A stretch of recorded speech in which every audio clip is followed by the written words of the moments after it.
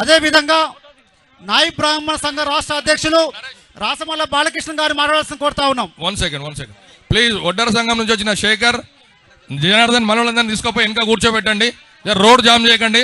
అదేవిధంగా చాలా మంది వెనక మన సోదరులు సోదరమణులు చాలా మంది వచ్చారు. ఇక డయాస్ మీద అక్కని చూడడానికి చాలా మంది వచ్చారు. కొద్దిగా ఈ డయాస్ ముందు ఉన్న వాళ్ళందరూ కూడా కొద్దిగా కాల్ చేస్తే, కొద్దిగా కాల్ క్లీన్ చేస్తే జర బాగుంటుంది ప్లీజ్. ఒకసారి వెనక కూడా చేయుపండి అందరూ. మాకు ఇక్కడ బీసీ సభకు వచ్చే వాళ్ళు ఆపుతా ఉన్నారంట.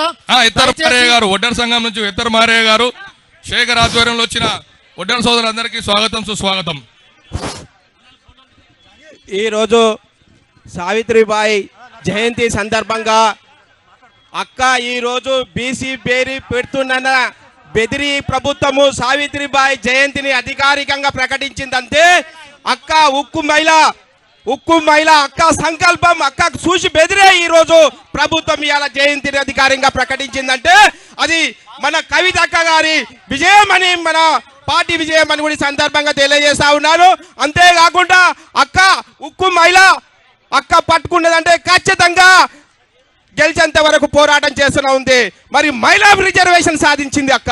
మరి ఉమ్మడి రాష్ట్రంలో అంబేద్కర్ గారి విగ్రహాన్ని ఏర్పాటు చేసి అక్క ఏంది అనేది ఈ యొక్క దేశానికి సాటి చెప్పింది అక్క. ఈ రోజు కామారెడ్డిలో 42% బీసీ రిజర్వేషన్ అమలు చేస్తా అంటే ఏ విధంగా చేస్తావు? ఖచ్చితంగా చేయాలనగానే అక్క భయానికి ఎంబడే బీసీ కమిషన్ వేసింది. అక్క భయానికి ఎంబడే డెడికేటెడ్ కమిషన్ వేసింది. అక్క ఎంబడే మేము చేయకపోతే పోరాటం చేస్తా అంటే ఎంబడే ఊర్లలో పొట్టి పోయి ఏ కులం ఏ కథ అని కూడా చేసింది. అది కూడా సక్రమంగా లేదంటే ఈ అన్నిటికీ కూడా అక్క చెప్పిందంటేనే ఖచ్చితంగా ప్రభుత్వం పాటిస్తుందంటే ఇలా అక్క ఏ విధంగా బీసీలకు నాయకత్వం వహిస్తుందో అని కూడా అర్థం చేసుకోవాల్సిన అవసరం ఉందని కూడా ఈ సందర్భంగా తెలియజేస్తా ఉన్నాను. ఇంకో విషయాన్ని కూడా చెప్తా ఉన్నాను సోదరులారా, ఇలా దేశంలో ఉన్నటువంటి బీజేపీ పార్టీ ఇలా రిజర్వేషన్ లేకుండా చేద్దామని చేస్తుంది, కులాలు లేకుండా చేద్దామని చేస్తుంది. ఇలా కులాలు లేకుండా చేస్తూ ఇలా తెలంగాణ రాష్ట్రంలో బీసీ ముఖ్యమంత్రిని ఎట్లా పెడతారని కూడా సందర్భంగా నేను క్వశ్చన్ చేస్తా ఉన్నాను. ఇలా రిజర్వేషన్లు వద్దు, కులాలు లేవు, మతాలు లేవు అనుకుంటా ఇలా తెలంగాణ రాష్ట్రంలో బీసీ ముఖ్యమంత్రి అని ఏ విధంగా అంటదని కూడా ఈ సందర్భంగా తెలియజేస్తూ ఇలా అంతేకాకుండా ఇలా దేశంలో ఉన్న ప్రాంతీయ పార్టీలు ఉండొద్దు.